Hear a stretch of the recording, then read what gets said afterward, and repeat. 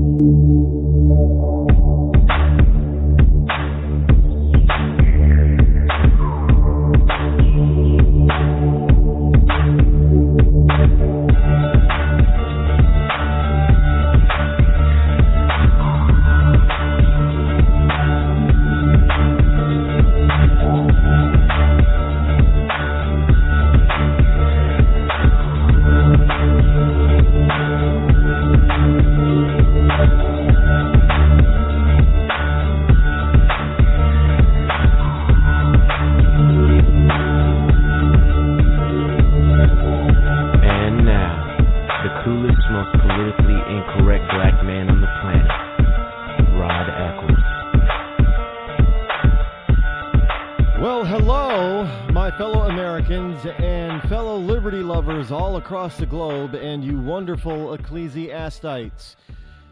Welcome to the Rod Eccles Show. I am your lovable host, El Rod, coming to you live from my bunkerized home studio somewhere within the great granite state of New Hampshire, where the state motto is still live free or die. It is not big government or bust.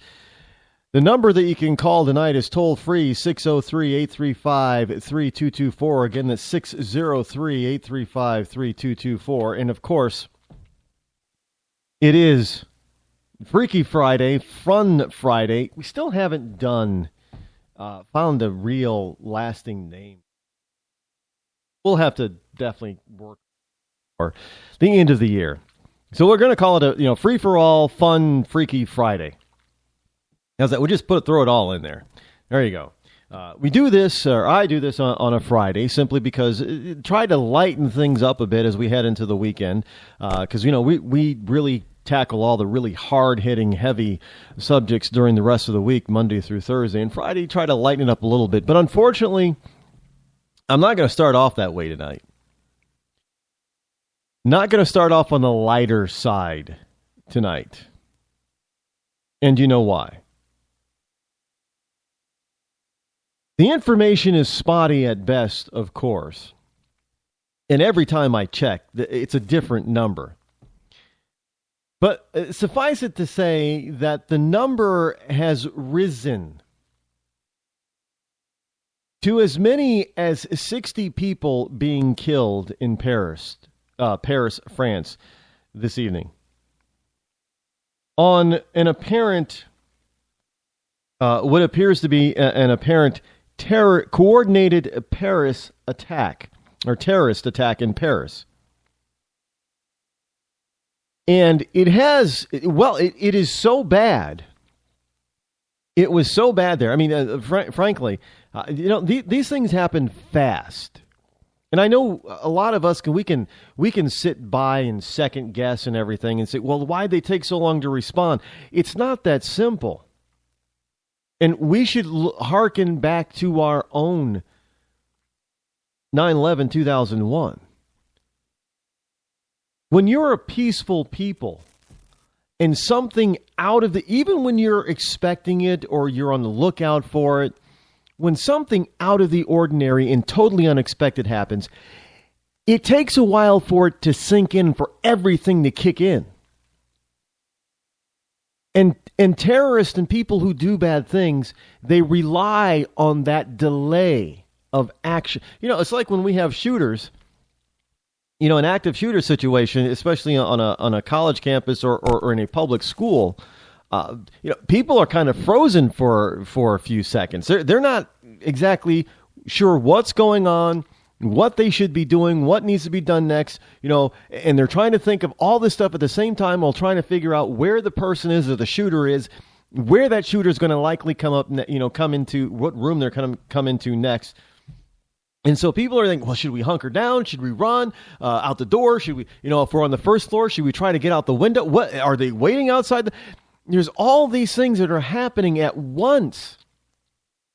And if you're not well trained, and most average everyday citizens are not well trained on how to react to something like this. Hell, even well trained people it takes a few seconds for it to click in on them and say, well, Jesus, this is happening now. So we can't yet fault the Parisians on their response to because this is, I'm sure that these guys were not sitting still. Evidently, from what the reports that I've gotten, they were not in any one place for very long. And they kept on the move.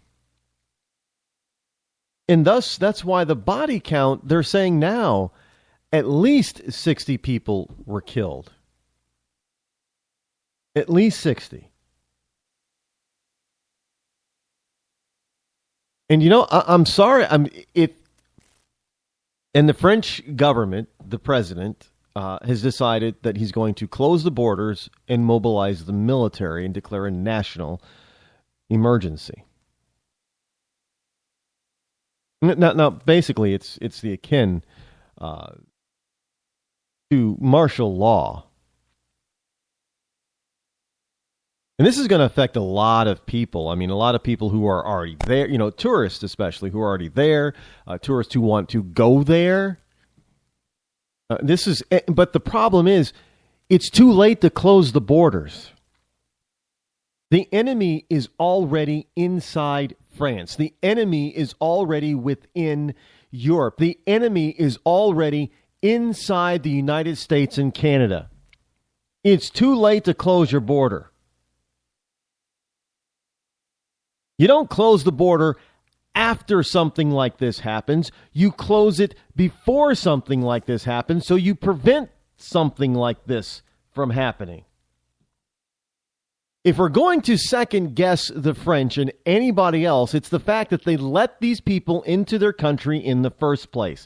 Hey, we're no different. North America is no different. We have allowed these heathens, these destroyers of human beings, into our respective countries in North America as well. Now, my heart goes out to the people of France because the French citizen did not ask for this. Whatever you might say of the French, you might say they're pompous or arrogant. I don't care. French culture has given a lot to the world. Mankind, civilization has benefited a lot from French civilization. And I happen to like France. The people are kind of, sure, you think Parisians are kind of arrogant and pompous, maybe, but I happen to like France. I happen to like French cuisine. Hell, if the only thing that France gave us was French cuisine, that would be enough. Because that, it takes forever to cook it, but it's absolutely delicious. Especially when it's done right, it melts in your mouth. I've tasted good French cuisine, but it is absolutely marvelous. Also given us some of the best wines in the world and champagnes in the world. And they're the reason why California had to step in. Another American wine vintners had to step it up, and so we got some great American wine simply because of France. Really, if you just want to talk, gastronomically, France has been a boon to world civilization, but they've given a lot more than that to civilization. They really have. Hell, France was our ally, if you want to call it that, during the Revolutionary War. If they weren't there a couple of times, late, of course, but at least if they weren't there a couple of times, especially during the last battle, if the French ships were not in that harbor, either the Revolutionary War would have went on longer and we probably would have lost, or we just would have lost a lot earlier.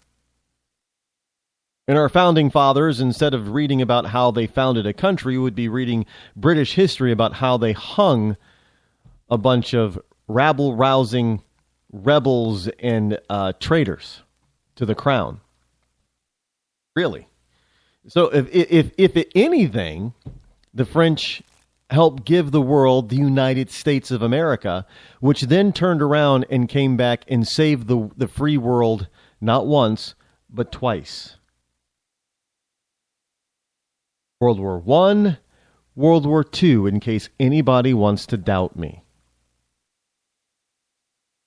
If the United States did not enter World War I, the Allies at the time, the British and the French, would have eventually lost. If we didn't enter World War II, Britain would have fell, and that would have been the end of Europe. And the United States would be standing alone trying to defend itself on our land, on our shores, against Germany and Japan, and we might not have survived. So we saved the world not once, but twice. And neither of those times was it an easy task. No, it was hard and took years to accomplish. But what is happening in France should not be happening in France right now. 9/11, 2001 in the United States should not have happened. Shouldn't. It should not have happened. What's happening in France what's happening in Germany, what's happening in Sweden, what's happening in Hungary, what's happening in Austria should not happen. We know what these people are about. There is no melding or cultural melting together with them. They are never going to assimilate into Western or Eastern culture. Look, China and India understand this. Russia understands this. I do not understand why the Western world does not understand this. Look, I don't see Islam or Muslims trying to infiltrate South and Central America. Well, first of all, they're kind of heavily Catholic, for one. But two, a lot of those countries, I don't know if you send Islam into those countries. I mean, like Colombia and maybe Argentina and parts of Mexico and El Salvador, you're going to get the drug lords, for one, taking them out. Because there can't be any terrorists but the drug lords in those countries, for one. And two, those governments are not going to go against the massive majority of Catholics and let the Muslims adopt anything in those countries. It's just not going to happen. They're going to have to be taken by force. But you don't see South America as being a target. You don't see Asia as being a target, even though you have Malaysia, which is the world's most populous Islamic nation. You don't see them trying to infiltrate because China and Japan and Korea and places like that, in Vietnam, they don't allow that kind of crap. Where do you see Muslims going? They're invading Europe and North America because we're allowing them to. Being frank, they're invading those areas because we are allowing them to do so. I mean, we're allowing, well, not we, but France has allowed basically whole towns to become Sharia law enclaves. England is facing the same thing. Now, you have to ask, when are these types of things that are just happened in Paris, when are they going to happen in other places? Sweden right now is overwhelmed with these people. They don't know what to do with them. They've tried. Look, you got these small German towns. You've got Greeks. They're coming into Greece by the boatload, and they're getting off in ports in Greece and trying to walk their way to Germany. And you've got Greek citizens, the Greek people who are in their path, that are crying out for, they don't have the police protection. The police are overwhelmed in these small Greek towns that these massive amounts of people are walking through on their way to try to get to Germany. I mean, you got countries like Hungary and in other places that are saying, we're not taking any. We're closing the border. We're shutting down. We're putting up fence. They're putting up fences. Oh, wait a minute. We can't put up a fence, right? Because fences don't keep people out. You can't build a fence that long. Fences don't work. You got all these European nations putting up fences to keep these people out.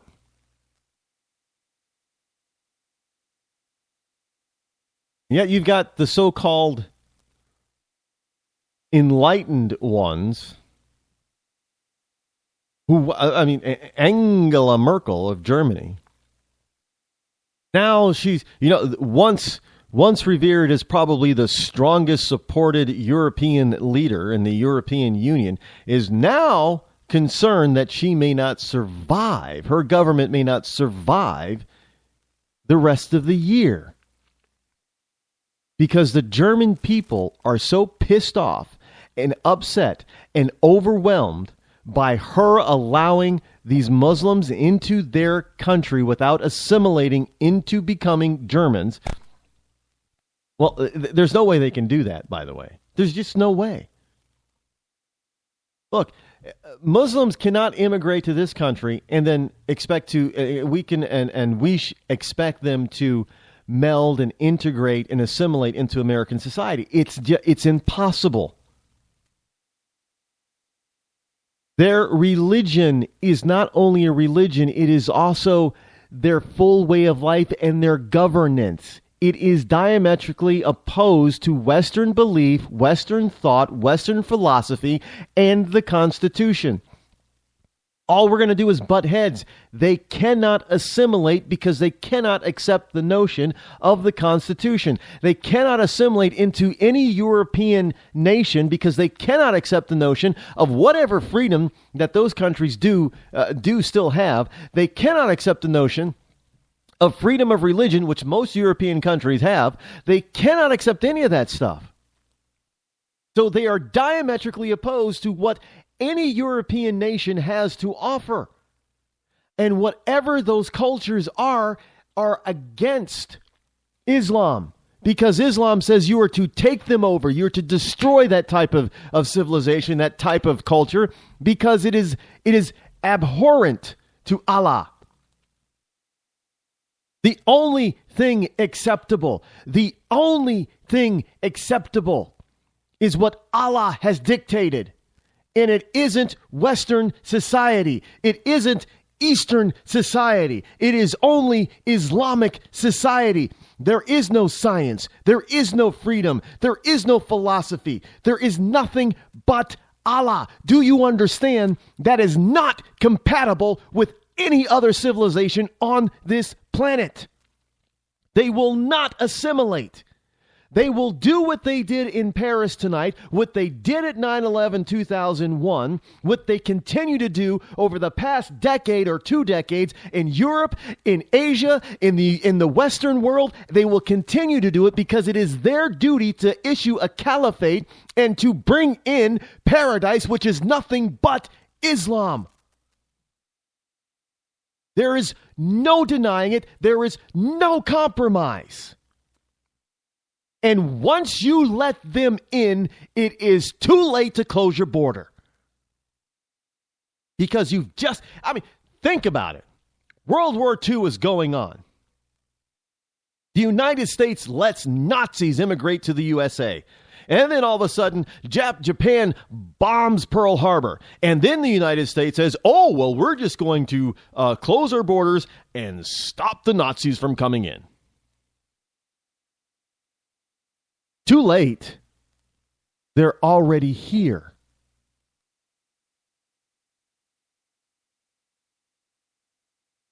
You get my point. You can't stop the flow. It's like trying to dam up all the water after the lake has been drained.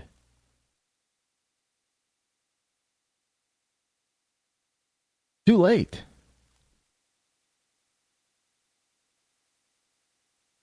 This will not be the end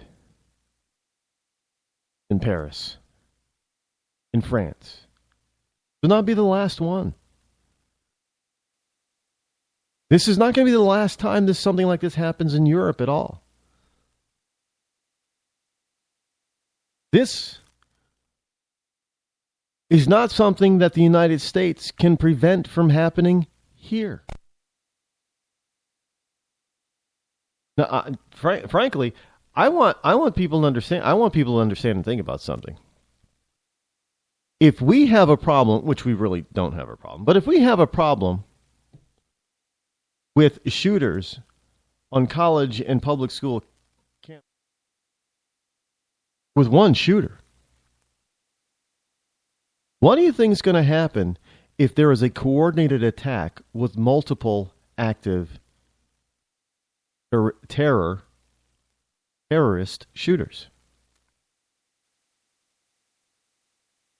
Just bent on maximum destruction. Now, see, usually when you have a crazed shooter, they're just, they're not bent on maximum destruction. I mean, they only seem to go so far until somebody approaches them and tries to stop them.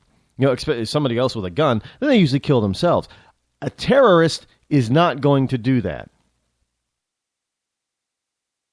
Their whole objective is maximum destruction and maximum death, and they will fight you to the end.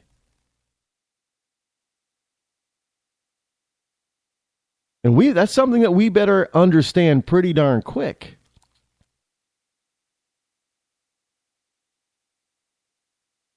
Let me tell you, these people they mean business. They are serious as a heart attack. That was one well-coordinated attack in Paris. Look, I'm being frank, because the French police, the French military, they're not slouches when it comes to terrorism, because they've had to deal with these types of things in the past.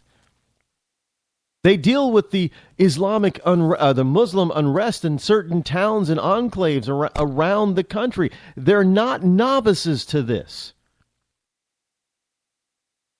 It's not like they've never dealt with this thing before. They're not newbies to this. They fully understand what has to be done, what needs to be done right away, how to corral these types of things. They're well trained, and these terrorists still maximized the body count of at least 60 people, put the entire country on lockdown.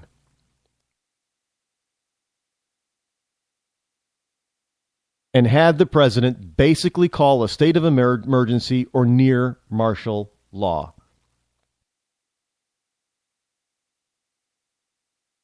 Think maybe it was a little bit coordinated and rehearsed and practiced? Do you think those types of cells exist in countries all over the West and in North America? Yes, we know that there are terror cells here, waiting for the word to be activated. The only difference is that in certain places here in the United States, there are an abundance of people that are legally carrying guns that will fire back, and that's probably the only reason why we haven't seen something like Paris happen in the U.S. yet. When our water heater broke down last month, it was a nightmare. It took 5 hours for the plumber to show up, and he charged us a couple of $100 just to come out. And then it cost another $1,800 to put in the new water heater. By the time it was all said and done, I felt like I'd been taken. But what else could I do? The smartest thing you can do is get a home warranty from American Residential Warranty. Their home warranties pay to repair or replace all your major appliances when they break, and they will break, and at the worst possible time. Call American Residential Warranty right now for free information on home warranties starting at just pennies a day. Don't wait for your refrigerator to stop running or your ceiling fans to stop turning. Call American Residential Warranty right now. Ask how you can save up to 50% on washer and dryer coverage. Just call 1-800-616-8010. That's 1-800-616-8010. Again, 1-800-616-8010. Call now. Did you ever look at the stains in your coffee cup and then realize that's exactly what happens to your teeth? Power Swabs is the 5-minute solution to get your teeth white without visiting the dentist. This is Ben Gordon with Power Swabs, and if your teeth are stained from coffee, tea, or smoking, all it takes is 5 minutes with Power Swabs. In 5 minutes, you'll see an average of 2 shades whiter teeth, and in 7 days, 6 shades. It's clinically proven to whiten natural teeth as well as caps and veneers. The secret is a tooth detergent that was developed by Dr. Martin Ginniger that lifts stains off of your teeth. Best of all, there's no messy strips or trays that you have to leave in your mouth for an hour. Just swab your teeth for 5 minutes and you're done. To try Power Swabs risk-free, call 1-800-291-5140. That's 1-800-291-5140. I guarantee your bright white smile will have your friends talking about how great you look. Try it risk-free today. 1-800-291-5140. That's 1-800-291-5140.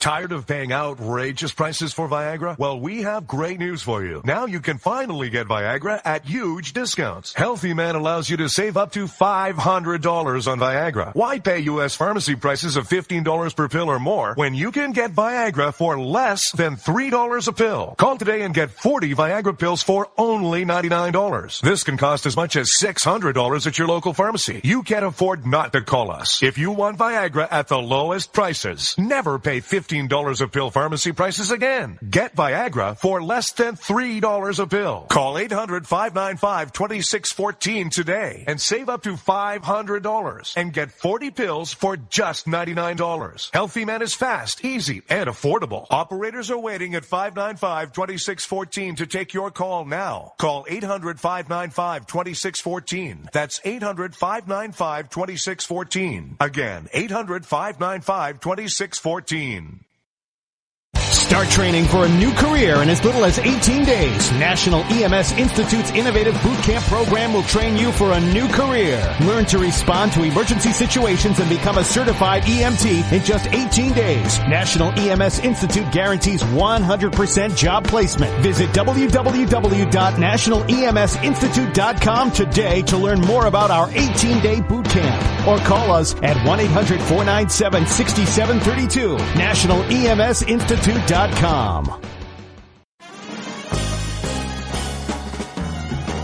Stuck in a boring, low-paid job?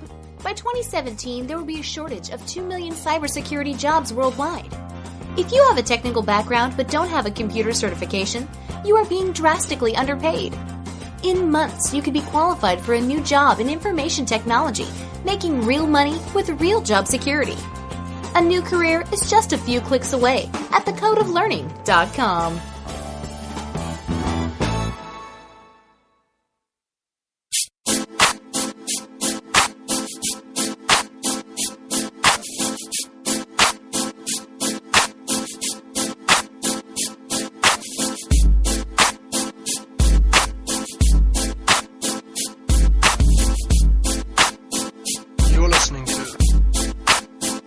Rod Eccles Show.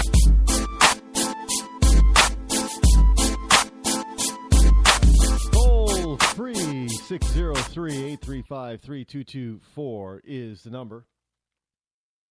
Hey, how about tomorrow night? It's tomorrow night, right? Tomorrow night's Democratic presidential debate between three Democratic contenders. I don't understand that this was done on purpose. On a Saturday night, they know nobody's going to be paying attention on a Saturday night. What they should have done, if they wanted people to watch and pay attention, is that they should, you know what they should have a half-hour debate just before Saturday Night Live. You know, delay Saturday Night Live for a half hour. Put on the Democratic presidential debate for 30 minutes before Saturday Night Live, and they would get a ton of millions of people on both sides of the political aisle watching. Now, of course, they're going to be upset because they're expecting to see Saturday Night Live, but they'll stay tuned in for 30 minutes. Because otherwise, everybody's going to be thinking about, if they're going to be, the people that, actually, maybe, a lot of people wouldn't be. The younger set, who are probably Bernie Sanders fans, they're too busy getting, during this time that the debate is going to be on, they're going to be too busy primping and preparing for going out in the town and hitting the bars.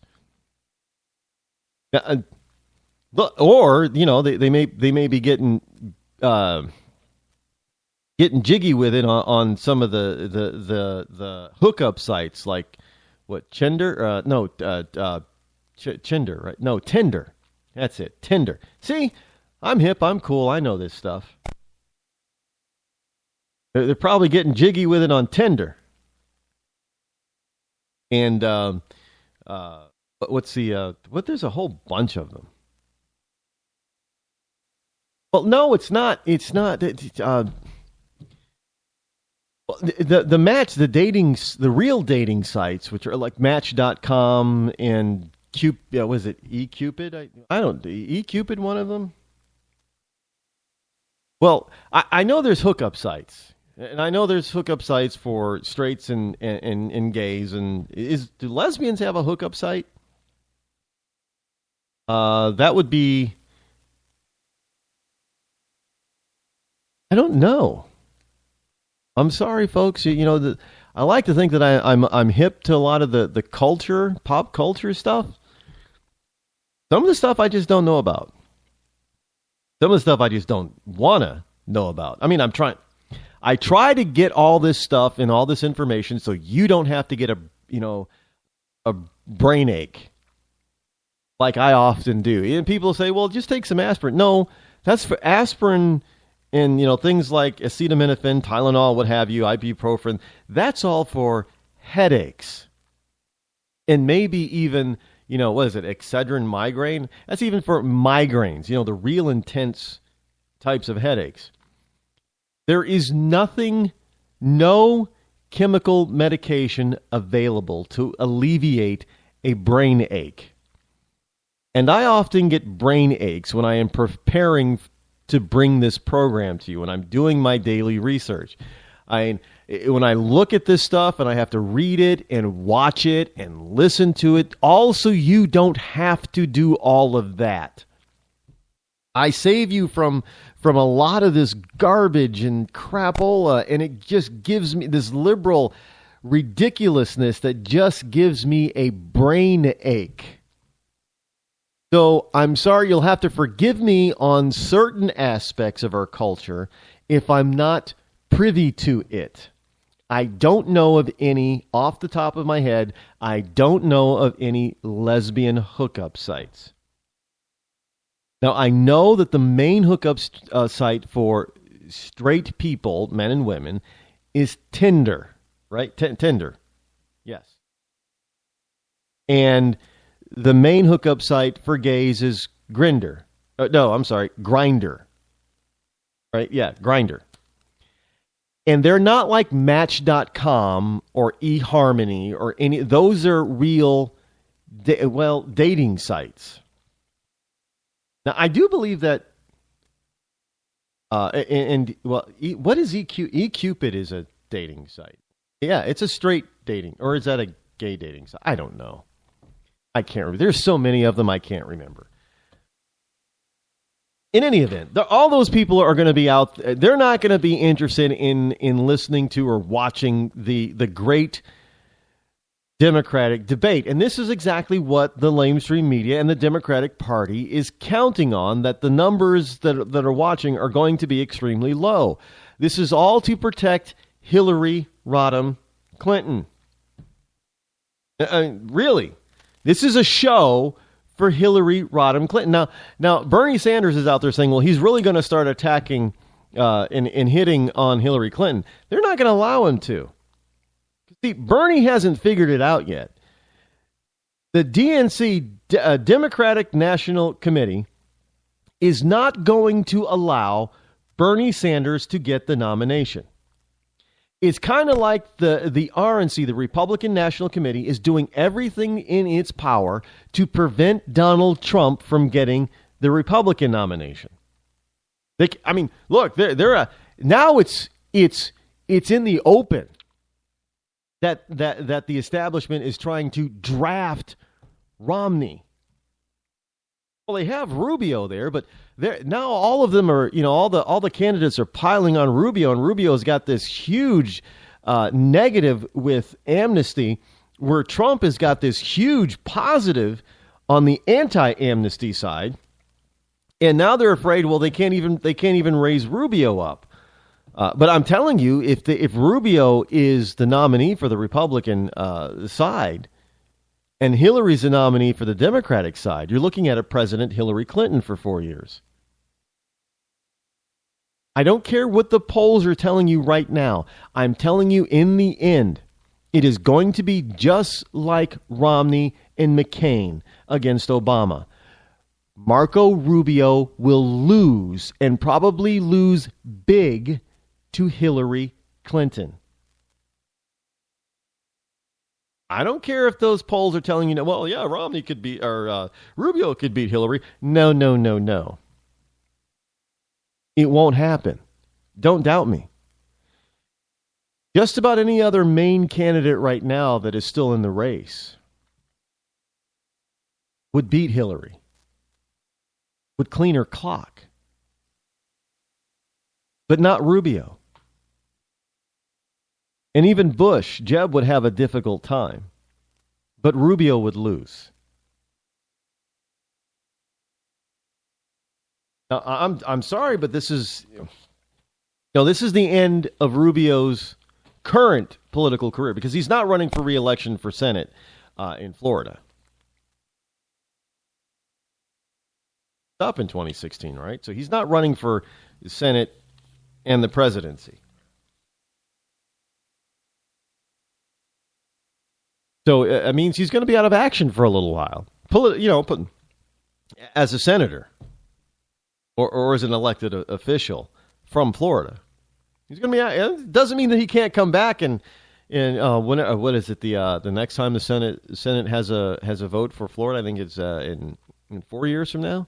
It's not 2. I think it's 4. Because didn't they have voted for a senator 2 years ago, right? 14. I may have that wrong. I don't live in Florida, so I don't know. But they may have it in 14, which means that they're not going to have one in 18. It's going to be 20. So he'll be out of action for 4 years. At least. I mean, he could probably more than that, because I don't know if he's going to be.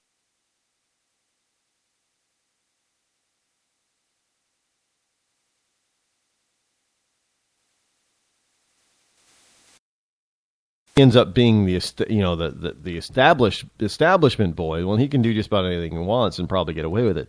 But you have the Republican establishment that doesn't want Trump. You have the Democratic establishment that doesn't want Sanders. So I think it's kind of interesting that the two major parties, regardless of who their constituency wants. Now, I'm not saying that they want, the Democratic constituency wants Sanders. But what I'm saying is that it doesn't matter what their constituency wants. The party heads, the party leaders, the party power brokers, they have who they want, and that's all that counts. The DNC, Hillary. Oh, it's her turn. Yeah, Hillary. For the RNC, it's either Jeb or Rubio. They can't have anybody else. They don't want. Hell, Jeb is tanking. So they went to Rubio. Rubio is getting pounded and hurt all over the place, and he's got the negatives on this amnesty thing. He just can't get over that. Now they're reaching out openly to Romney, the guy who's already lost twice. Do you understand? He ran against McCain. He couldn't win the primary. He couldn't get the nomination. He lost. Then when he got the nomination 4 years later, he couldn't beat a very bad president. He couldn't beat a very bad sitting president. He lost. What do they want to give him? Strike number 3? They want to give the poor guy 3 strikes? All right, Romney did the bright thing. He stayed out this time. He's like, no, I had enough. I'm done. And now they're out there saying, hey, Romney, man, Mitt, man, you got to think about this. You got to come back. You got to save the RNC. You got to be the Republican mainstream moderate candidate, man. You're the only one. All the moderates will come out for you, man. They may be split on Rubio and Jeb, but they'll unite behind you. And he'll lose again. Only this time he'll lose to Hillary. Do we really want another 4 years of a third Barack Obama term? We definitely can't afford or survive that. We can't. Sorry. We just can't. We can't afford another 4 years of more than 95 million people, Americans, without a job, out of the workforce. We can't afford another 4 years of no real economic growth. We can't afford another 4 years of stagnant wages. I mean, people are not making any more money than they were like 10 years ago. This is ridiculous. There is no real wage growth. There is no buying power increase in people's wages. None, zero, zip, nada. The government tells us this every single quarter. So it's not like we're making it up. The government is telling us this. There's no real wage growth. No, we can't afford to keep having an endless wave of illegal immigrants coming across our borders. We can't afford another 4 years of being indecisive and wimpy and mamby-pamby on Islamic fundamentalism and extremism and terrorism. We can't afford another 4 years where Putin and Xi from China get to run the world rampant without any pushback from the United States. We can't afford this. That's exactly what we'll get. We get a Rubio or a Romney. Not going to get a Bush. I mean, I think it would be a miracle if Bush is. All bets are on Rubio. A Rubio. We can't afford a Romney. We sure is, simply because they won't win. I mean, it's pretty much like all of Bernie Sanders wants to give stuff out for free. Free is going to cost us $18 trillion plus. Free's too expensive. We can't afford free.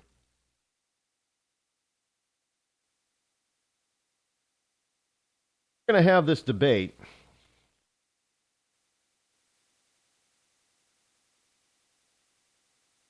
Nobody's going to watch. Even if Sanders does, nobody's going to hear him. Nobody's going to notice him. Mainstream media isn't going to focus on them. Fox News really isn't going to care because it's going to be a humdrum. I'm not going to be paying attention. You might get some of the other big talkers out there who might get some clips and play them for you, but They're not going to be paying attention either. You think Rush Limbaugh is going to pay attention to Saturday's Democratic, two of which are just up there for show?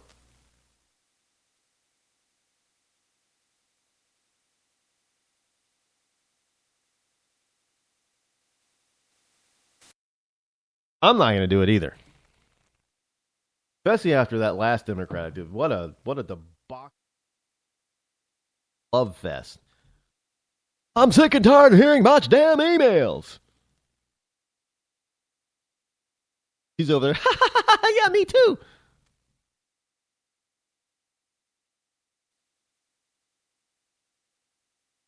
So it's you'll have Saturday Night Live preceded by Saturday Night News, preceded by whatever Saturday night programming comes on at 10 to 11, preceded by Saturday Night of the Dead. Democratic. Saturday Night of the Dead. You won't have to watch Walking Dead because they'll be on stage. I know I'm laughing at my own jokes, but come on. Think about it, folks. You're gonna have you're gonna have Debating Dead. How's that? The Debating Dead on Saturday night. Well, because Walking Dead comes on the new episodes are every Sunday, right? Well, Saturday you get the preview. It's Debating Dead. Here's something that's a little, well, speaking of dead,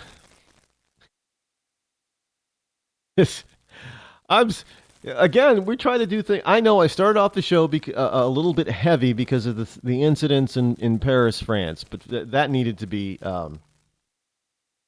talked about. But let's face it. Speaking of the dead, still on the lighter side. Try to do on Fridays. That's why we call it.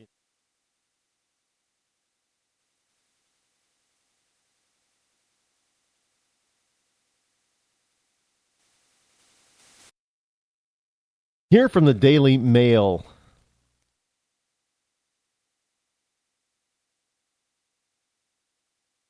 Dead. The dead. The dead.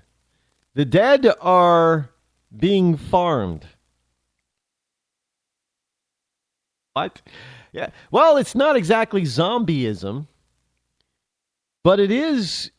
It's they're saying it's for research,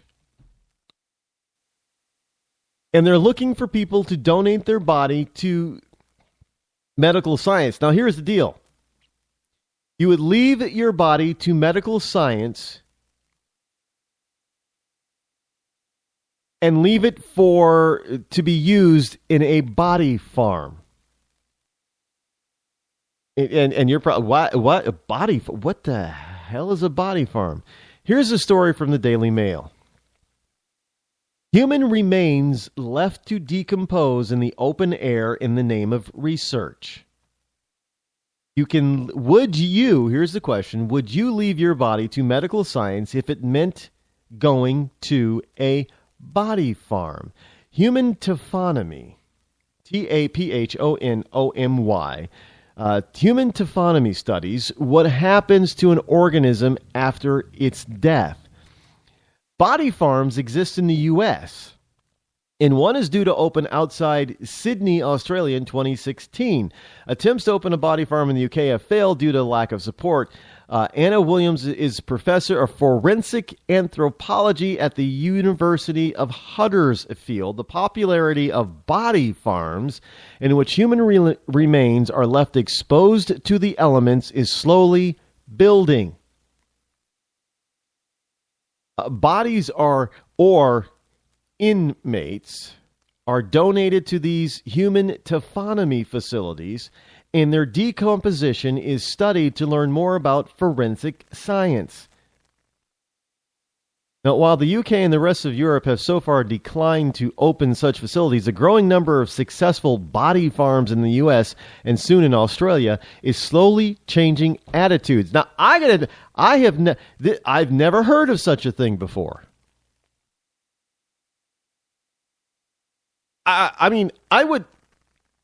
You could be out for a walk in the woods, come across a decomposing body, freak out, call 911, and next thing you know, you have all these, emergency people running out there looking at this body, only to find out that the body was donated to science, who then, these scientists who are studying human taphonomy and how bodies decompose, and toss them out and call it a body farm. Well, look, I guess a mass murderer might have something new. He might start, saying, hey, would you don't start? I know this is probably not funny, but can you imagine this? A mass murderer decides to start sending out, before he becomes a mass murderer. I could see this being on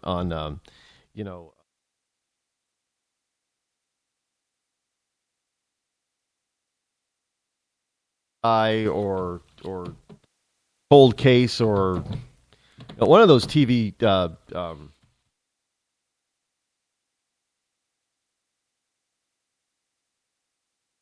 where somebody's a potential or a future serial killer starts sending out applications for people to sign to donate their bodies to science after they die, and then figuring so they murder this person, dump their body in the open, and then you find that, they have given their body to science. I know that sounds sick, people, but look, in order to catch criminals, sometimes you got to think like, maybe I should have been a Sherlock Holmes investigator, but sometimes you got to think, well, not sometimes, in order to catch a thief, you got to think like a thief. In order to catch a mass murderer, you got to think like a mass murderer. I think that's probably why a lot of these people who are into these serious types of law professions that look into these types of crimes don't last very long. They burn out. Because, it's got to be maddening to have to think like these people on a constant basis in order to catch them. I mean, it's got to mess with your mind. I can see that would happen. But in any case, bodies are donated to body farms, and their decomposition is studied to learn more about forensic science. Now, facilities for human taphonomy, the study of what happens to an organism after its death, are unique outdoor labs where scientists can monitor the processes of human decomposition in a variety of different situations. For example, they are interested to learn whether a body decomposes differently if it's locked inside a car boot or submerged in water, and if the body is clothed, naked, or wrapped in a duvet. Really? We really want to know that kind of stuff?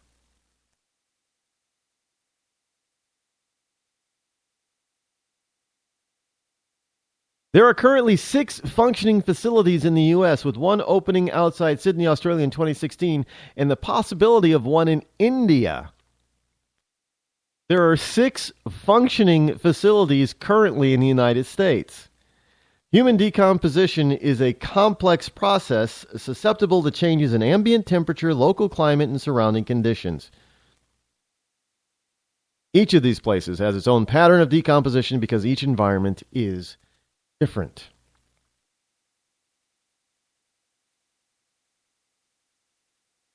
Say in the U.S. alone, might be affected by raccoons and coyotes. Australia,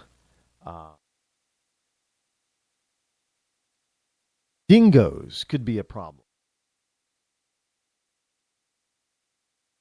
Then in Texas, will decompose differently than those in Fox Valley, Wisconsin.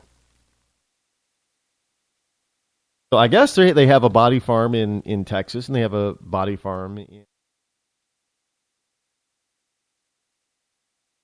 I don't know. How do you put up with the odor? I mean, because if you've ever walked by or near a larger animal, The smell will knock you off your feet. I mean, it's gross. It's disgusting. You know something is dead. So imagine a human being. Ever walked by a dead deer? I mean, you could be 100, like 50 yards from that thing, and you're smelling it. And you wonder, what the hell? And you see the what's remains of the carcass of a dead deer. Imagine a human being. Want to imagine? We'll be right back. When our water heater broke down last month, it was a nightmare. It took 5 hours for the plumber to show up, and he charged us a couple of $100 just to come out. And then it cost another $1,800 to put in the new water heater. By the time it was all said and done, I felt like I'd been taken. But what else could I do? The smartest thing you can do is get a home warranty from American Residential Warranty. Their home warranties pay to repair or replace all your major appliances when they break, and they will break, and at the worst possible time. Call American Residential Warranty right now for free information on home warranties starting at just pennies a day. Don't wait for your refrigerator to stop running or your ceiling fans to stop turning. Call American Residential Warranty right now. Ask how you can save up to 50% on washer and dryer coverage. Just call 1-800-616-8010. That's 1-800-616-8010. Again, 1-800-616-8010. Call now. Did you ever look at the stains in your coffee cup and then realize that's exactly what happens to your teeth? Power Swabs is the 5-minute solution to get your teeth white without visiting the dentist. This is Ben Gordon with Power Swabs, and if your teeth are stained from coffee, tea, or smoking, all it takes is 5 minutes with Power Swabs. In 5 minutes, you'll see an average of 2 shades whiter teeth, and in 7 days, 6 shades. It's clinically proven to whiten natural teeth as well as caps and veneers. The secret is a tooth detergent that was developed by Dr. Martin Ginniger that lifts stains off of your teeth. Best of all, there's no messy strips or trays that you have to leave in your mouth for an hour. Just swab your teeth for 5 minutes and you're done. To try Power Swabs risk-free, call 1-800-291-5140. That's 1-800-291-5140. I guarantee your bright white smile will have your friends talking about how great you look. Try it risk-free today. 1-800-291-5140. That's 1-800-291-5140. Tired of paying outrageous prices for Viagra? Well, we have great news for you. Now you can finally get Viagra at huge discounts. Healthy Man allows you to save up to $500 on Viagra. Why pay U.S. pharmacy prices of $15 per pill or more when you can get Viagra for less than $3 a pill? Call today and get 40 Viagra pills for only $99. This can cost as much as $600 at your local pharmacy. You can't afford not to call us. If you want Viagra at the lowest prices, never pay $15 a pill pharmacy prices again. Get Viagra for less than $3 a pill. Call 800-595-2614 today and save up to $500 and get 40 pills for just $99. Healthy Man is fast, easy, and affordable. Operators are waiting at 595-2614 to take your call now. Call 800-595-2614. That's 800-595-2614. Again, 800-595-2614. The following letters were written by our troops. My dear fellow Americans, I truly appreciate your support. I was starting to wonder if people had forgotten about us over here, but then one of my buddies showed me this website, and now as tears are streaming down my face, I can see for sure that you haven't. Private Emily B., U.S. Army. It's so heartwarming to see the American people not letting the men and women of the armed forces be forgotten. Your letters make a group of grown men, battle-hardened and gruff, act like a bunch of kids around a Christmas tree. Thanks. Staff Sergeant Matthew H., U.S. Army. Your support may be the most important thing our troops can carry with them. But don't take our word for it. Take theirs. To show your support, visit americasupportsyou.mil.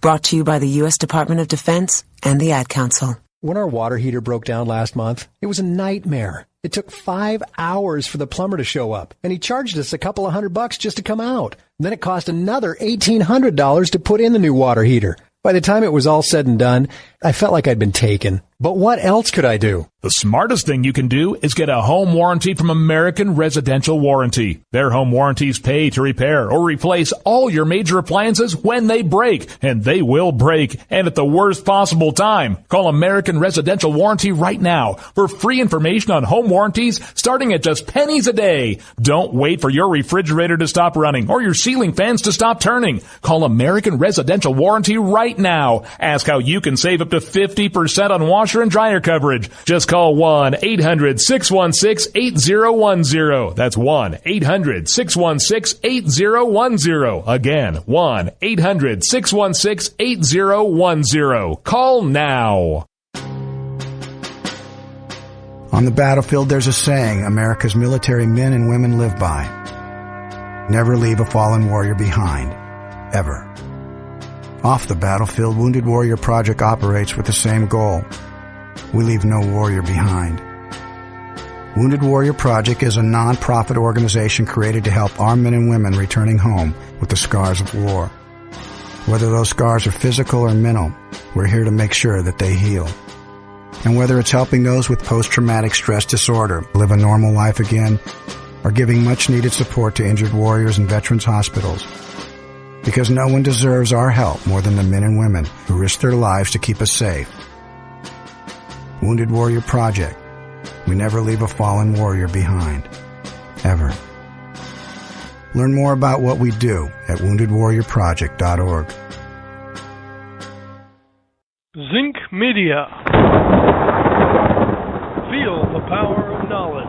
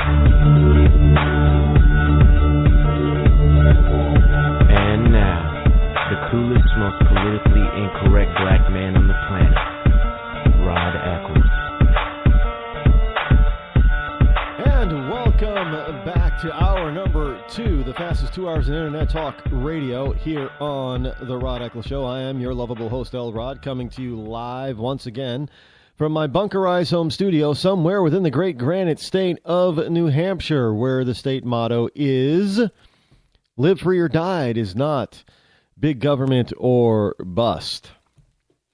And we continue on with, for all you liberty lovers and ecclesiastites alike, the number here is 603-835-3224. Washington Times. Amherst College students protest free speech flyers. I kid you not. WashingtonTimes.com. Amherst College students protest free speech flyers. Seek punishment for offenders. Now, I'm trying to figure out what. When I saw this headline come across my newsfeed, I'm like, what? How do you punish what? Well, here's the rub, or the story. Student protesters at Amherst College issued a list of demands yesterday, which include disciplinary action and mandatory radical and cultural competency training. I'm sure... racial and cultural competency training. How do you have what?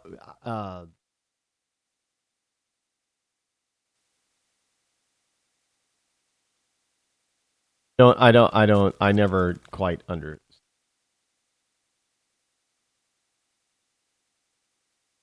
So, racial and cultural competency training for students behind a series of signs on campus that lamented the death of free speech. So racial and cultural competency training means you can't speak what's on your mind, evidently. Now, the group Amherst Uprising is demanding that university president Biddy Martin issue a statement saying that the university does not tolerate the actions of students who posted the All Lives Matter posters and the free speech posters, which charged that the First Amendment was the true victim of the University of Missouri protest. So students of the university at Amherst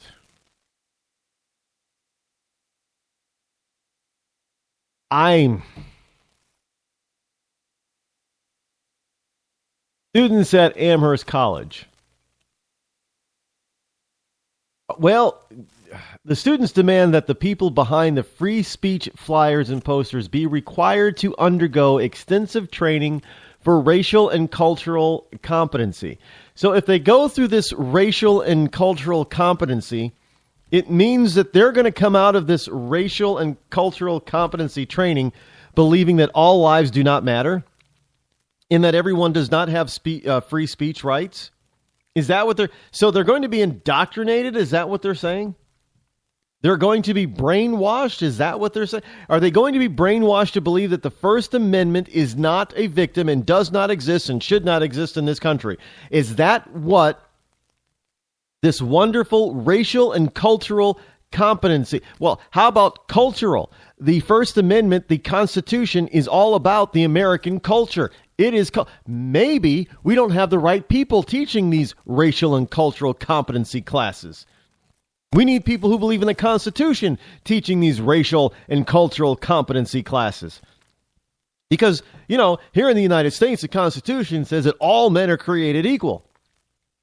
And they back that up with a few additional amendments. But I guess that doesn't count. Because now that you're out there saying all lives matter, I say all lives matter. I guess I need to go to racial and cultural competency courses.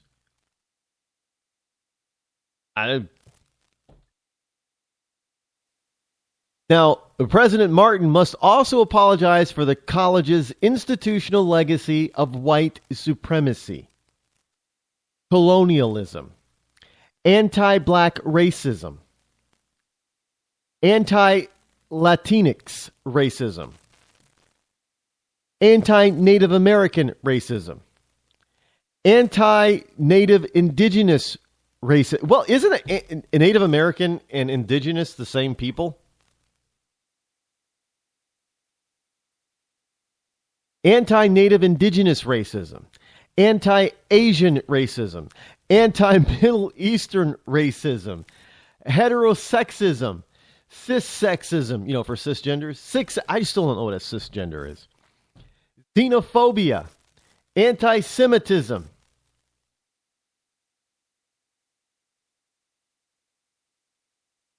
What?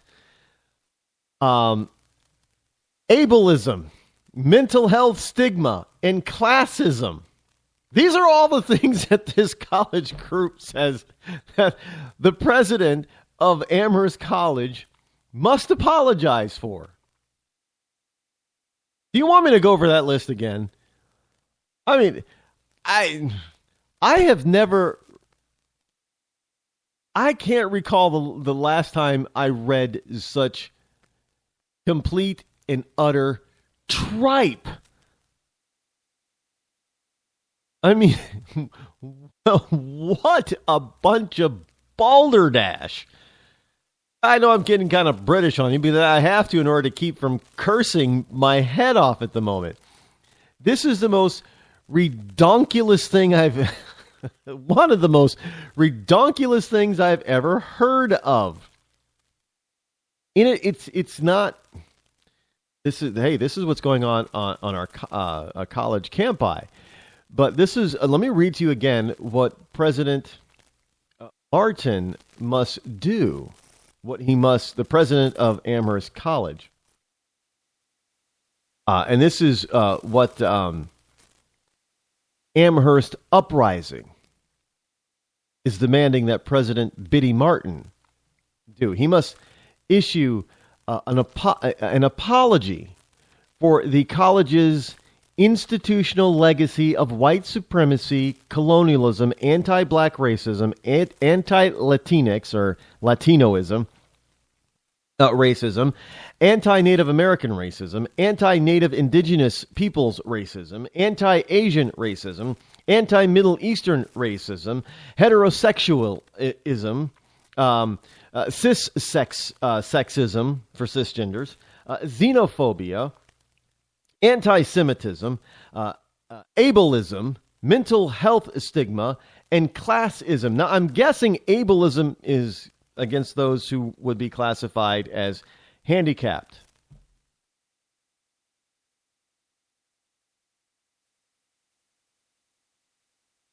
There you have it. And they demand that the people behind the free speech flyers and posters should be required to. So if you say, here's the deal.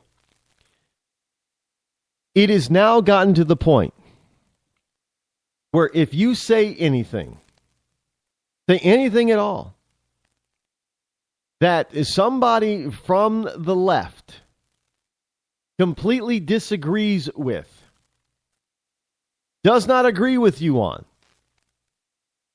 and they are a leftist, and because, they're the all-inclusive, all-encompassing, all-caring, all-accepting left, that if you say something that they disagree with, that they do not agree with, that is against their beliefs, they are going to require that you either, one, be thrown in jail, or two, be required to go through some sort of training, sensitivity training, in order to shut you up.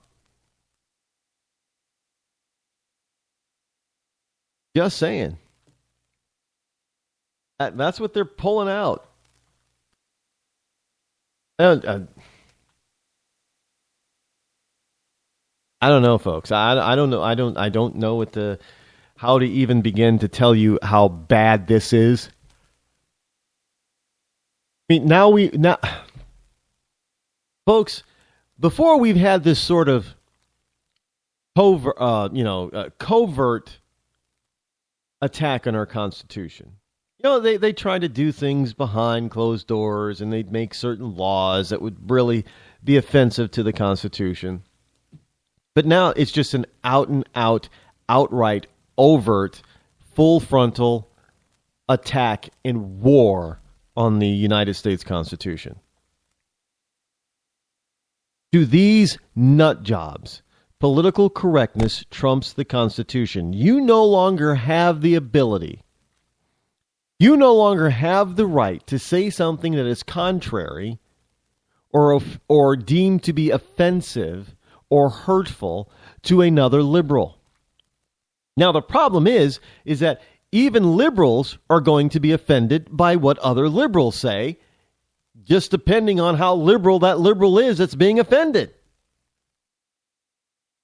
Or not being offended. I mean, a moderate liberal might offend an extreme liberal, and an extreme liberal might offend a moderate liberal. So what are they going to do to them? But there is an overt, all-out war on our Constitution. They are absolutely overtly telling you that you do not have the right to say what is on your mind. You do not have the right to free expression because you might offend somebody, and you don't have a right to offend somebody, which is absolutely BS. If you get offended by what I say, that's not my problem. I cannot control whether or not you are offended by my speech.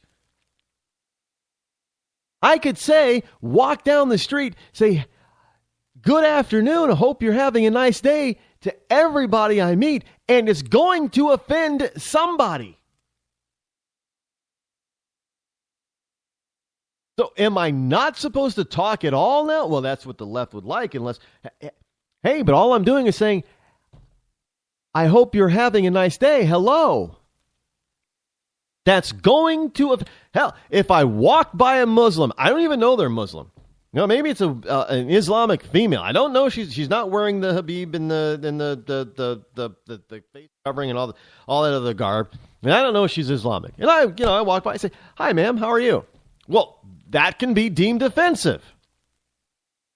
I'm not supposed to talk to a Islamic woman. Unless it's supposed to talk to her male handler. But, the male handler is walking so far in front of her, I don't know that he's with her. I might think she's kind of pretty. Just say, "Hi, ma'am, how are you today? Great day, isn't it?" And next thing I know, I'm probably getting a knife in my back. Why? Because I offended somebody. Just by saying hello. I can't control whether or not somebody's going to get offended by me saying hello. I can't control if somebody turns on this program and they get offended by what I say. I can't help that. There are a lot of people that aren't offended that listen to this program. Evidently, well over 100,000 people per month listen to this program, so they're not offended. So what? I'm supposed to just shut down? I'm supposed to be shut up and sent away and sent off to sensitivity training because one person tunes in out of well over 100,000 people in a month and they're offended?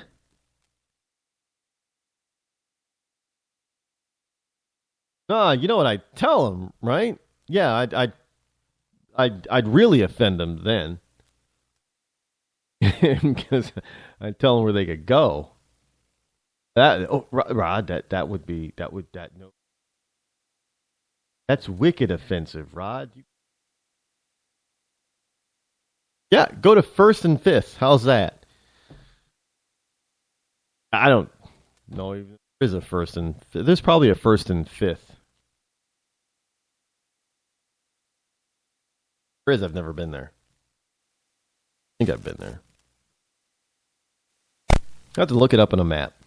Is there a 1st and 5th? It would be 1st Street. No. Wait, it can't be 1st and 5th. It would have to be 2nd and 5th.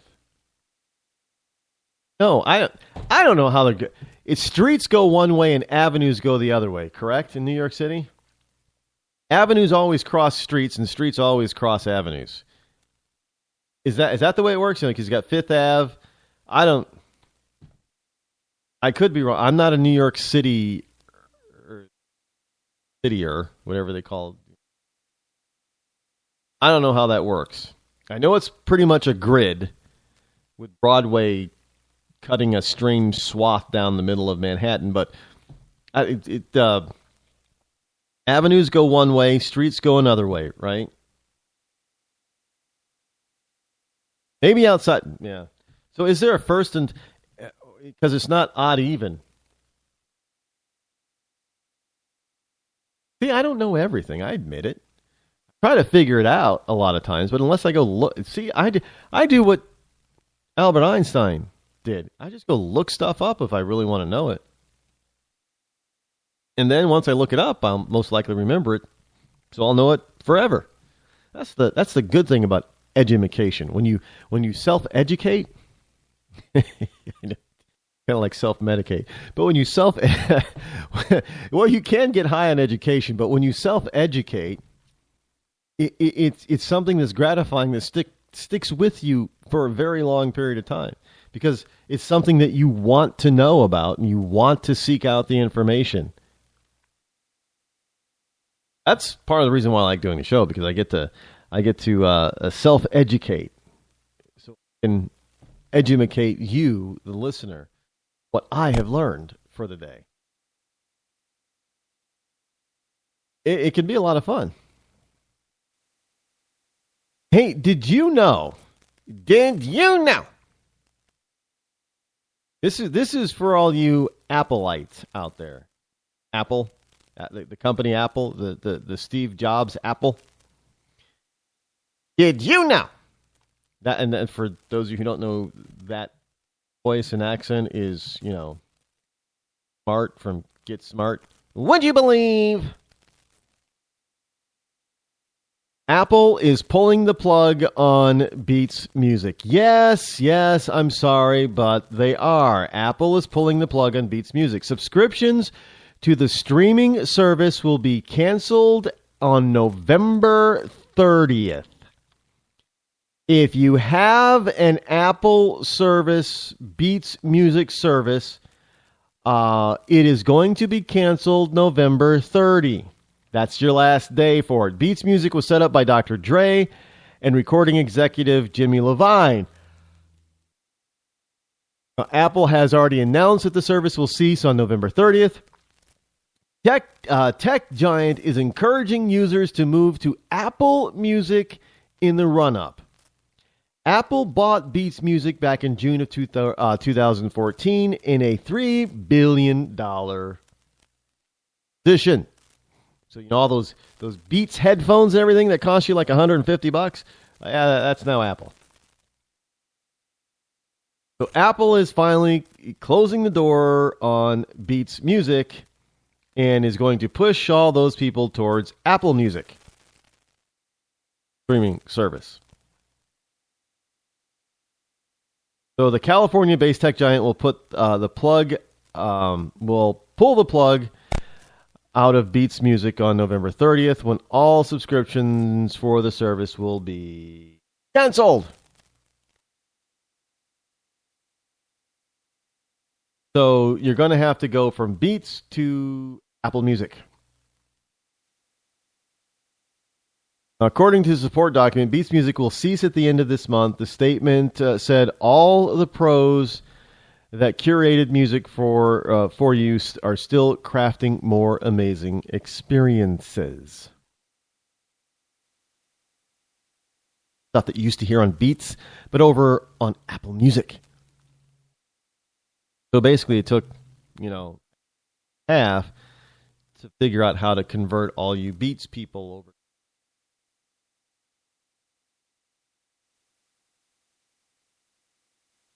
It must have been a lot of subscribers to Beats for Apple to pay $3 billion for it. Dr. Dre made out.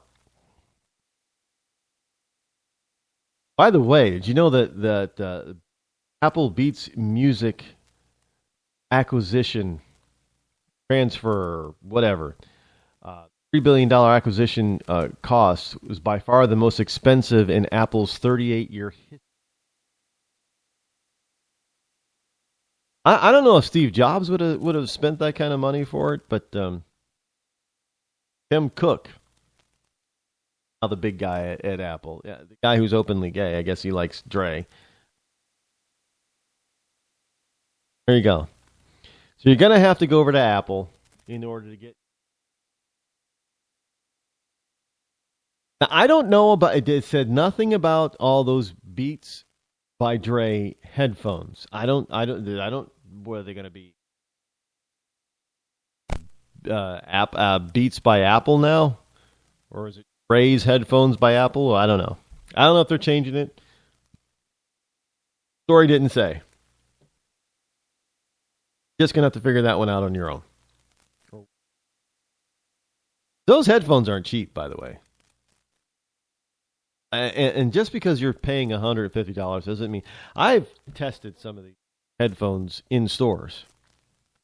Now, it's not scientific, of course, but just for my own preferences. And I get some of the expensive... Yeah, there are some expensive ones. For expensive, I'm going to say over $50.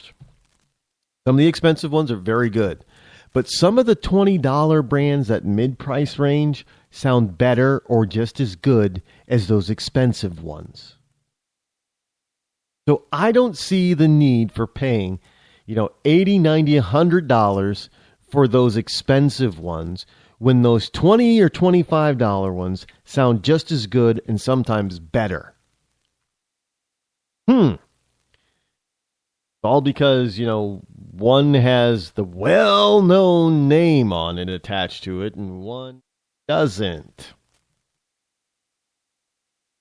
So you're paying for the name when it comes to that kind of stuff. Kind of like where, sneakers. Do you really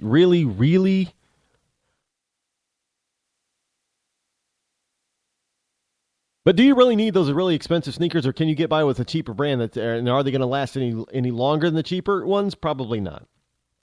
Not when it comes to that stuff. But I won't say who, because we know who. We know, and he's opening stores now by himself, all his own.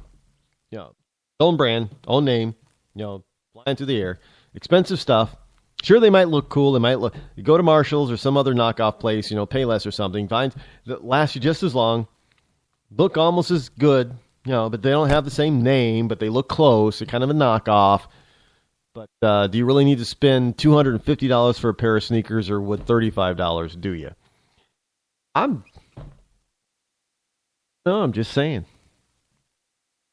Disagree if you want to. Oh, do I need to go to sensitivity training now because I've just mocked all the people that bought these expensive things because something less expensive is just as good as a more expensive thing? Oh, wow. Sorry I insulted you. When our water heater broke down last month, it was a nightmare. It took 5 hours for the plumber to show up, and he charged us a couple of $100 just to come out. And then it cost another $1,800 to put in the new water heater. By the time it was all said and done, I felt like I'd been taken. But what else could I do? The smartest thing you can do is get a home warranty from American Residential Warranty. Their home warranties pay to repair or replace all your major appliances when they break, and they will break, and at the worst possible time. Call American Residential Warranty right now for free information on home warranties starting at just pennies a day. Don't wait for your refrigerator to stop running or your ceiling fans to stop turning. Call American Residential Warranty right now. Ask how you can save up to 50% on washer and dryer coverage. Just call 1-800-616-8010. That's 1-800-616-8010. Again, 1-800-616-8010. Call now. Did you ever look at the stains in your coffee cup and then realize that's exactly what happens to your teeth? Power Swabs is the 5-minute solution to get your teeth white without visiting the dentist. This is Ben Gordon with Power Swabs, and if your teeth are stained from coffee, tea, or smoking, all it takes is 5 minutes with Power Swabs. In 5 minutes, you'll see an average of 2 shades whiter teeth, and in 7 days, 6 shades. It's clinically proven to whiten natural teeth as well as caps and veneers. The secret is a tooth detergent that was developed by Dr. Martin Ginniger that lifts stains off of your teeth. Best of all, there's no messy strips or trays that you have to leave in your mouth for an hour. Just swab your teeth for 5 minutes and you're done. To try Power Swabs risk-free, call 1-800-291-5140. That's 1-800-291-5140. I guarantee your bright white smile will have your friends talking about how great you look. Try it risk-free today. 1-800-291-5140. That's 1-800-291-5140. Tired of paying outrageous prices for Viagra? Well, we have great news for you. Now you can finally get Viagra at huge discounts. Healthy Man allows you to save up to $500 on Viagra. Why pay U.S. pharmacy prices of $15 per pill or more when you can get Viagra for less than $3 a pill? Call today and get 40 Viagra pills for only $99. This can cost as much as $600 at your local pharmacy. You can't afford not to call us. If you want Viagra at the lowest prices, never pay $15 a pill pharmacy prices again. Get Viagra for less than $3 a pill. Call 800-595-2614 today and save up to $500 and get 40 pills for just $99. Healthy Man is fast, easy, and affordable. Operators are waiting at 595-2614 to take your call now. Call 800-595-2614. That's 800-595-2614. Again, 800-595-2614. Start training for a new career in as little as 18 days. National EMS Institute's innovative boot camp program will train you for a new career. Learn to respond to emergency situations and become a certified EMT in just 18 days. National EMS Institute guarantees 100% job placement. Visit www.nationaleMSinstitute.com today to learn more about our 18-day boot camp. Or call us at 1-800-497-6732. NationalEMSInstitute.com.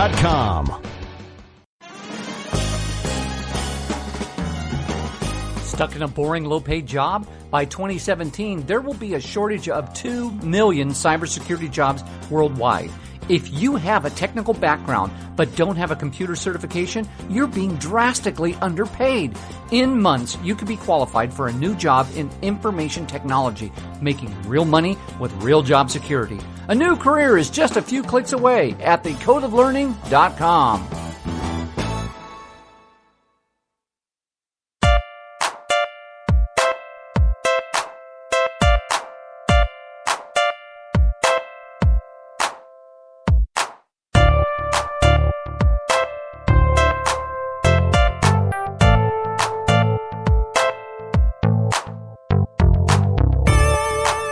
You're listening to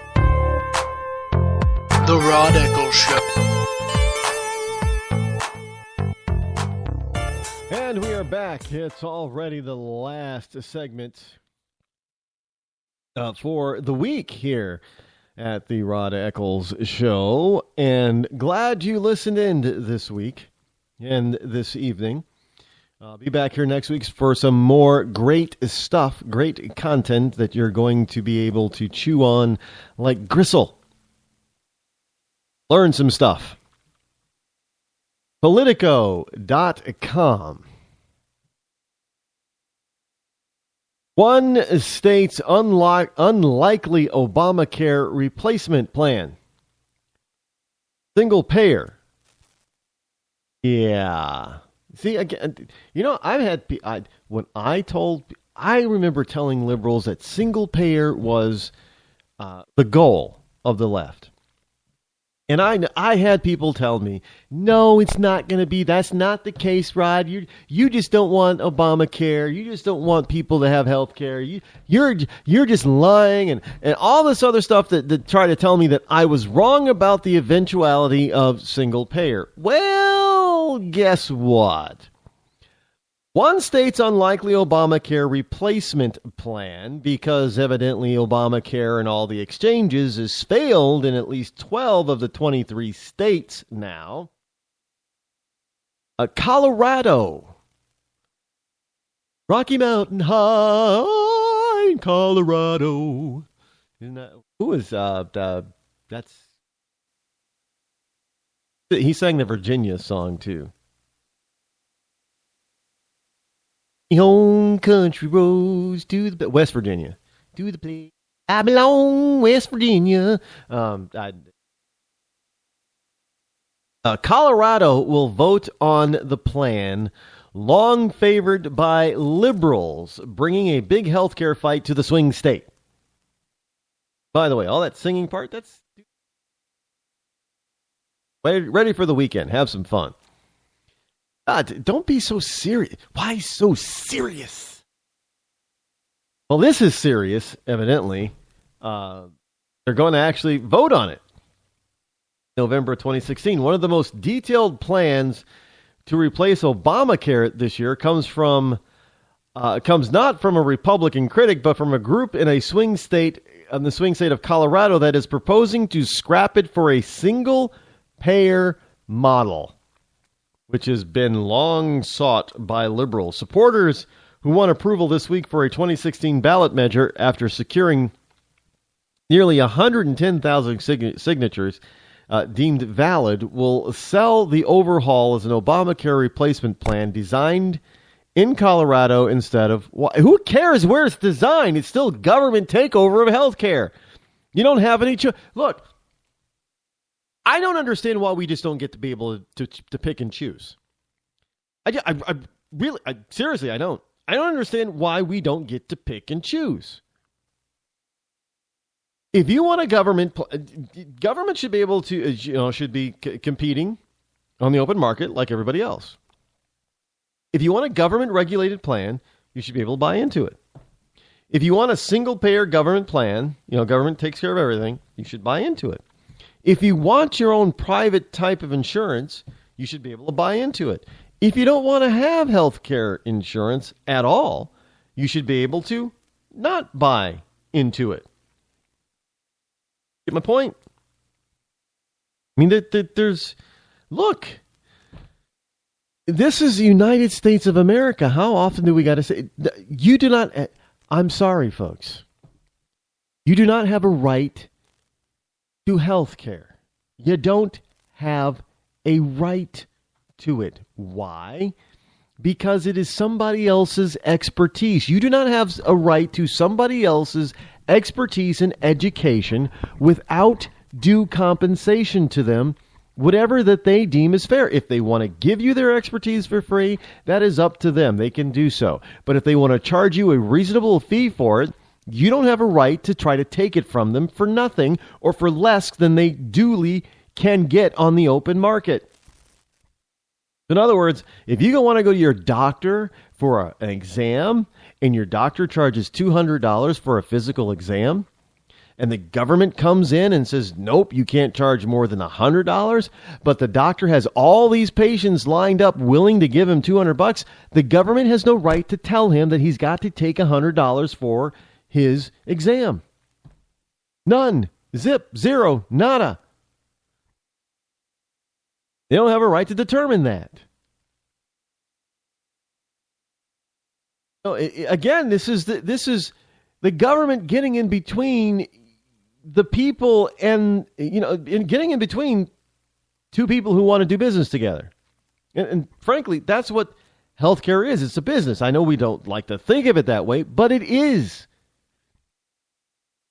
Which is why you don't have the right to it. You don't have the right to somebody else's expertise, their knowledge, their research without just compensation. I hear all this talk about, well, these drug companies are just charging an arm. I understand that it might be bad to charge like $1,500 a pill for a cancer drug that could probably, extend or save somebody's life. But, at the same time, you don't have a right to go in there and tell them that they need to charge less. You don't. You just don't. You didn't develop it. You didn't do the research on it. You didn't spend the money to develop it. You didn't try to get it past the FDA. You didn't spend years and years and years on. You have no rights on that particular drug. So therefore, if that person or company wants to charge $1,500 a pill, you either buy it or you don't. That's your choice. But Ron, it could save somebody's life. I do not care. You do not have a right to it. Some people may think that I'm being cold. No, I'm being a humanist. Understand that every human being has a right to their own potential. You understand what I'm saying? Whatever it is that you are capable of doing, you have a right to it. Nobody else does. Nobody else has a right to your knowledge, your experience, your expertise, unless you offer it to them for just compensation, whatever it happens to be for you. It could be from $0 compensation to all the way up to $1 million. I don't care. You don't have a right. Nobody has a right to your information or your knowledge, your experience without just compensation. That extends to any field you happen to be in. I don't know why we all of a sudden think that, this just because you're in the medical profession, now you no longer have any rights to your stuff, your education, your knowledge, your experience, that you're supposed to just give it for free. How are you supposed to live? How are you supposed to put a roof over your head? How are you supposed to feed yourself? How are you supposed to put gas in your car or pay for the electricity for your Prius? How? If you're giving everything away because the government says it should be free because everybody's got a right to your healthcare is a right. Everybody's got a right to your knowledge, your expertise, your time, all that kind of stuff. No, nobody does. Nobody does. Zip, zero, nada, people. Healthcare is not a human right. No, that may sound controversial to some people, but it really isn't. Because all you people who think that healthcare is a human right, you're freaking lying hypocrites. Because let me tell you what's more important than healthcare. Food and water. But I don't hear a single person out there from the left talking about taking over big farm or big government or big grocery store or Walmart or anything like that. Oh, no. I don't hear you talking about taking over big water, things like that, but you just want to take over healthcare. Why? And you want to call that, you can live a lifetime, years and years, decades and decades without medical assistance. We'll live healthily. You know, they can go decades without seeing a doctor or stepping foot in the hospital. No big deal to them. You try living without food and water for, without water for more than a few days, or without food for a month or two. How long you last? Food and water isn't a human right. And again, it's not, because you got to earn it.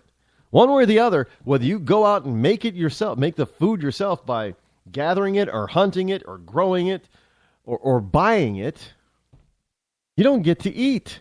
Oh, unless, of course, you want to be on government assistance. I mean, think about that for a second. Jesus Christ even said it. If you do not work, speaking of those who are fully capable and able of working, if ye do not work, then ye does not eat.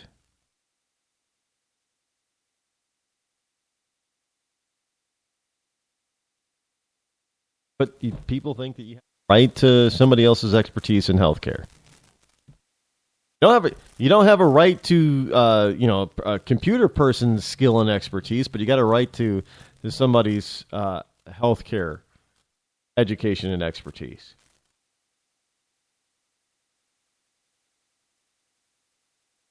Pittsburgh CBS Local.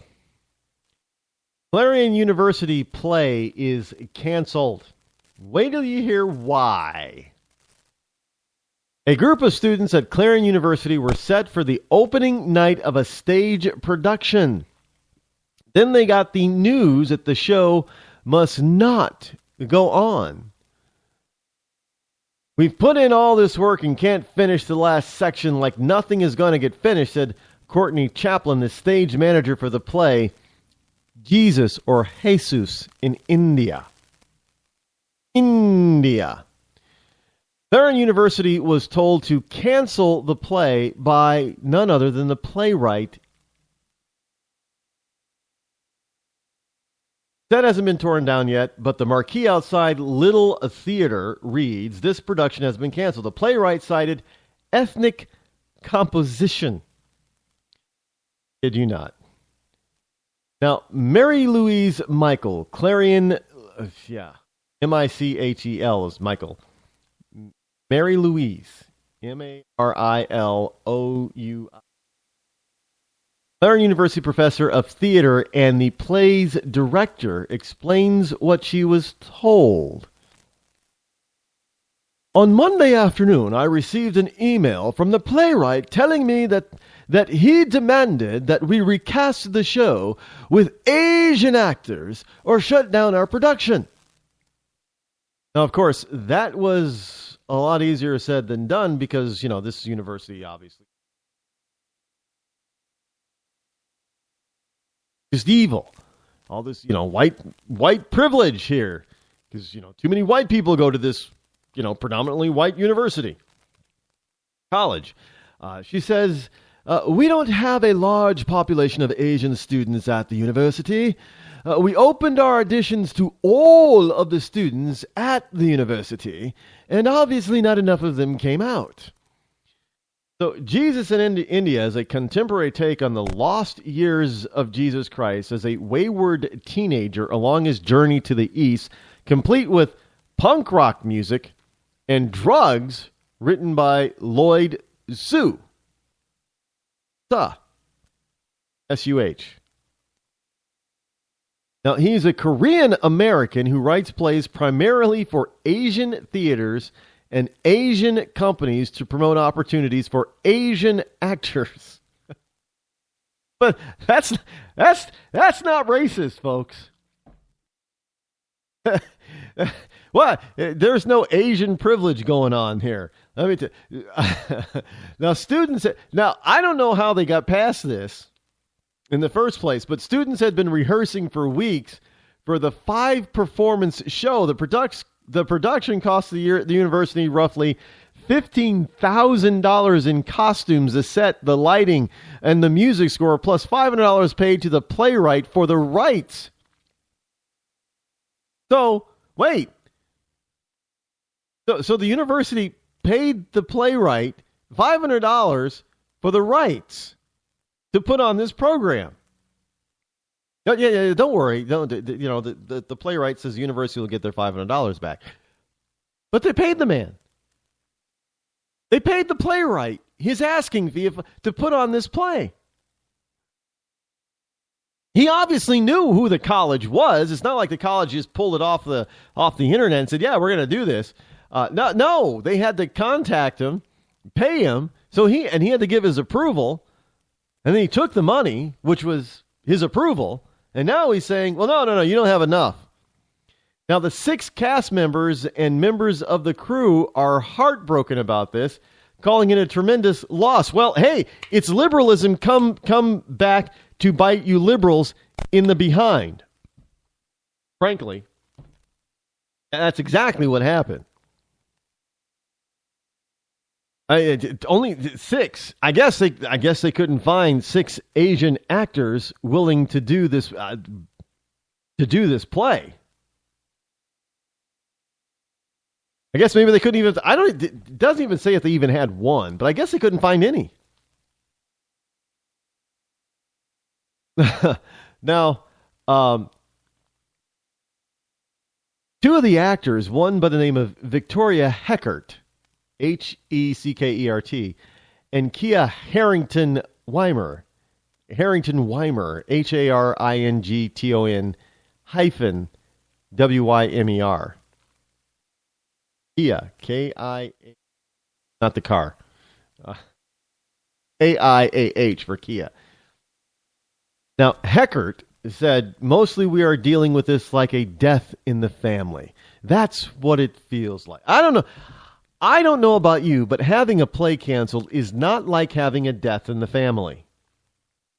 The play can be revived somewhere else if need be. You cannot revive the dead family member. They're gone for... I don't believe... This is why you liberals are getting bit back in the butt because of your stupidity. You say stuff like this, and I'm thinking, before I might be on your side, I think this is stupid, him canceling the show because there's not enough Asian actors, I guess, around for you to put on an Asian production.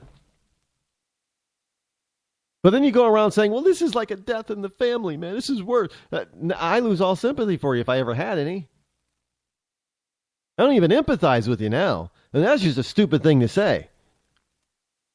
And you get bit in the butt because of your stupidity. I mean, that's liberalism is just stupidity. It's really what, and it's wrapped up and masked like it's smart stuff, but it's really not. It's idiocy, it's stupidity, it's craziness, it's insanity, and if you get hurt by it when you're touting it, that's your own problem.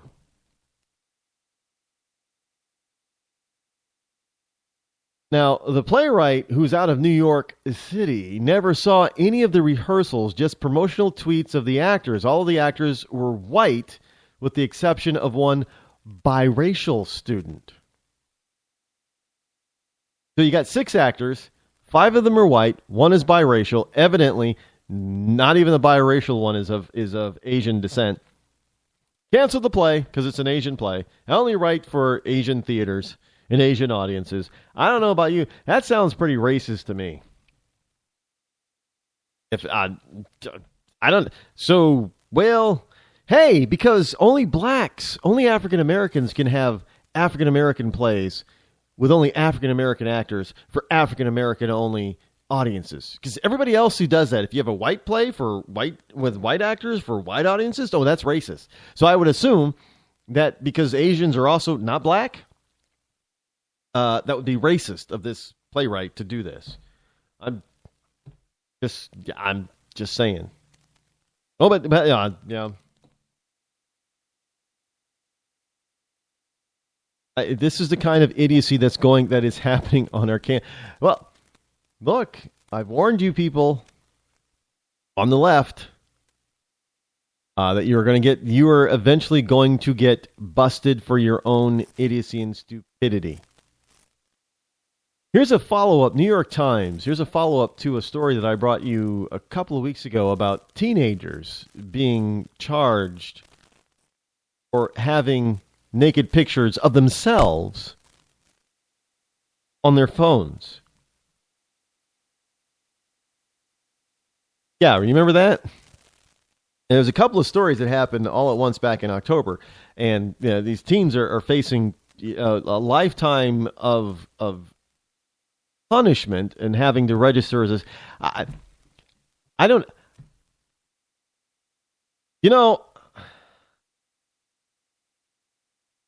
I've asked the question, how is it a crime if you're 17 years old, you take a picture of yourself fully nude on your camera phone, and then you turn 18?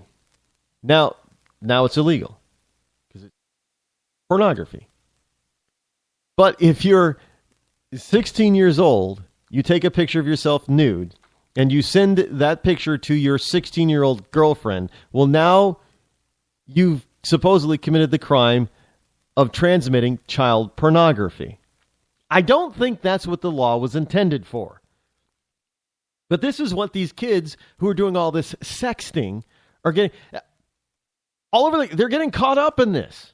I mean, all these teenagers think it's kind of cool. Yeah, hey, they're in love with their boyfriend or girlfriend. Doesn't homosexual, doesn't matter. They're in love with their boyfriend or the girlfriend, and they send them a nudie of themselves, and trying to get them all riled up and that kind of stuff, and then they send the nudie back and blah blah blah. And before you know it, somehow somebody else sees the picture on the phone, snatches the phone from the kid, calls the police. The police come in and say, "You're under arrest for child pornography." And the kid looks up and says, "What do you mean? I'm a child, and that's a picture of me." No, it doesn't matter. Child pornography, you're going to jail. So now prosecutors weigh teenage sexting. Is it folly or is it felony? Yes, it's folly.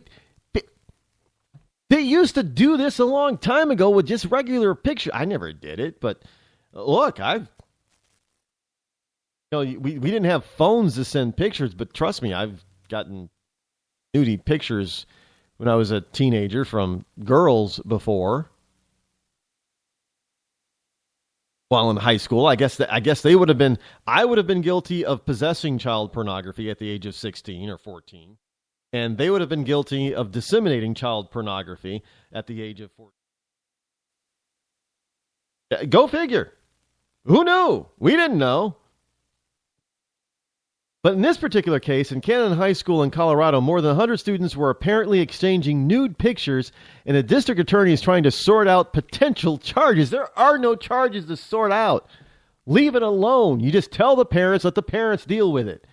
Why do we have to have the government coming in and stepping in again? Now, the high school sweethearts, in this particular case, were 16 when they traded nude cell phone pictures. There was no evidence of coercion or harassment or anything nefarious, but under a literal interpretation of North Carolina law, each had distributed child pornography. They're 16. Taking pictures and disseminating pictures of themselves. Now, in February, prosecutors in Fayetteville charged 2 teenagers with the felony of exploiting a minor themselves. They exploited themselves, which could have brought them years in prison and decades on the sex offender registry for privately sharing images of themselves. Now, after an outcry, both were eventually allowed to plead instead to misdemeanors. They should have had to plead to anything. If I have a nude picture of myself, I don't care what my age is, I have the right to control that image of myself with whom and share it with whomever I wish. It's of me. And this, again, is government overstepping its bounds and overstepping its authority and creating criminals out of people who are otherwise not criminals or law-abiding citizens. I know some people will say, well, that's the massive prison complex industry, Rod. They need to have those cells filled. Well, all I can say is don't take any pictures of yourself nude and pass them around, because you're breaking the law somewhere. I'm just telling you that. I'm Rod Eccles. Have a great weekend, folks. See you again here next week. I'm out.